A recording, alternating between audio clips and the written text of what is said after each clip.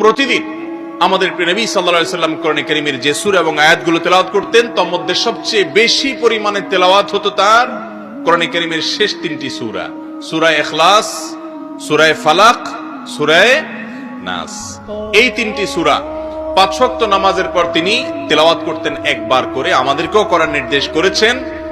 আর এই তিনটি সূরা সকাল এবং সন্ধ্যায় এই দুই টাইমে তিনবার করে তেলাওয়াত করতেন। আবার রাতে শুতে যাওয়ার আগে, ঘুমোতে যাওয়ার আগেও তিনি এই সূরাগুলো তিনবার তেলাওয়াত করতেন এবং এগুলো তেলাওয়াত করে হাতে ফু দিয়ে পুরা শরীরের যতটুকু সম্ভব মোছার এই নির্দেশনা তিনি দিয়েছেন। এর মাধ্যমে দুষ্ট শয়তানের প্রভাব থেকে আরো নানামুখী ক্ষতি থেকে আল্লাহ তাআলা আমাদেরকে হেফাজত রাখেন। তাহলে গোটা কোরআনের যেই সূরাগুলো পরিমাণে সবচেয়ে বেশি তেলাওয়াত করতেন নবী করিম সাল্লাল্লাহু আলাইহি ওয়াসাল্লাম সারা দিনের মধ্যে, সেগুলো হলো এই শেষ তিনটা সূরা, সূরা ইখলাস, সূরা ফালাক, সূরা নাস। এই আমলগুলো একজন মুসলমান হিসেবে আমাদেরও নিয়মিত করা উচিত।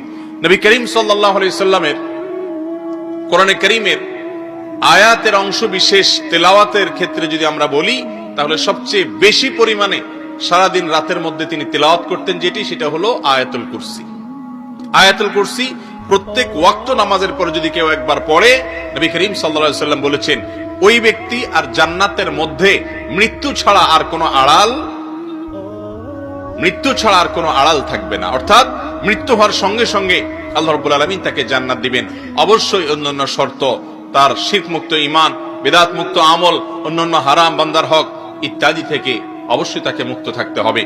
তাহলে সূরার মধ্যে তিনটি সূরা সবচেয়ে বেশি, আর আয়াতের মধ্যে আয়াতুল কুরসিটা সবচেয়ে বেশি।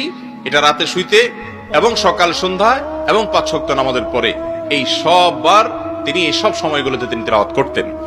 এর বাইরে তার দিন এবং রাতে যে সমস্ত সূরাগুলো বেশি তেলাওয়াত হতো সেগুলো হলো রাতে ঘুমোতে যাওয়ার সময় আয়াতুল কুরসি এবং ইখলাস, ফালাক, নাস তো আছেই। এগুলো ছাড়াও তিরমিজির হাদিস থেকে জানা যায় তিনি নিয়মিত সূরা মুলক, সূরা সিজদা, এই দুইটা সূরা রাতে ঘুমোতে যাওয়ার আগে তেলাওয়াত করতেন, শোয়ার আগে তেলাওয়াত করতেন।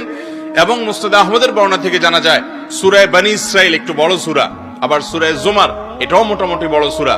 এই সূরা জুমার এবং সূরা বনী ইসরাইল এই দুটি সূরাও নবী করিম সাল্লাল্লাহু আলাইহি ওয়াসাল্লাম শোয়ার আগে তেলাওয়াত করতেন। আর বিচ্ছিন্ন আয়াতের মধ্যে প্রত্যেক সারা দিনের তার তেলাওয়াতের তালিকা ছিল কোরআনে কারীমের সূরা বাকারার শেষ দুটি আয়াত, এটাও তিনি ঘুমানোর আগে তেলাওয়াত করতেন। আর রাতে, গভীর রাতে, মাঝরাতে বা রাতের শেষ প্রহরে ঘুম ভেঙে গেলে তিনি সূরা আলে ইমরানের ওই আয়াত তেলাওয়াত করতেন, যে আয়াতে আল্লাহ রাব্বুল আলামিনের নিদর্শন নিয়ে চিন্তা ভাবনার আহ্বান